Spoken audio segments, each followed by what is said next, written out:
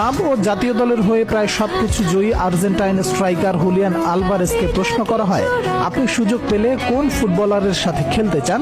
Alvarez উত্তর দেন, Neymar. এছাড়াও সুযোগ থাকলে নেইমার জুনিয়রকে আর্জেন্টিনার দলে নেয়ার ইচ্ছা প্রকাশ করেন আর্জেন্টাইন এই ফরোয়ার্ড। আর্জেন্টিনার কোচ লিওনেল স্কালোনি নেইমার সম্পর্কে বলেন, নেইমার জুনিয়রকে আটকানো প্রায় অসম্ভব। আমার কাছে লিওনেল মেসির পর দ্বিতীয় বিশ্বসেরা তিনি।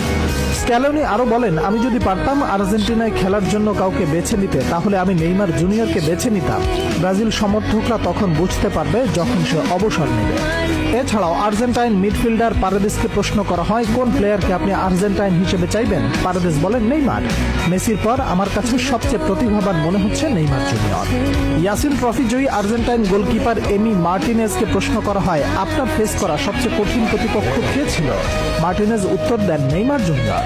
মেসির বডিগার্ড খ্যাত ডিপলকে জিজ্ঞাসা করা হয়, কোন প্লেয়ারকে আটকাতে সব থেকে বেশি হিমশিম খেতে হয়েছে আপনার? ডিপলের উত্তর, নেইমার জুনিয়র।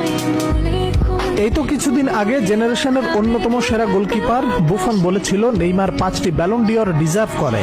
ইংল্যান্ড ও আর্সেনালের ফরওয়ার্ড সাকা বলেছিল স্কিলের দিক থেকে নেইমার সেরা। বার্সার গোল্ডেন বালক লামিন ইয়ামাল বলেছিল, আমি ভবিষ্যতে একদিনের জন্য হলেও নেইমারের সাথে খেলতে চাই। মেসি সেরা হলেও আমার idol Neymar junior.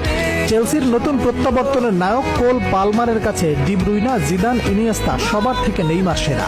Argentine forward Garnacho, English winger Raheem Sterling, Portuguese তারকা রাফায়েল লেয়াও ইত্যাদি অসংখ্য ফুটবলারের কাছে সেরা প্লেয়ার নেইমার জুনিয়র।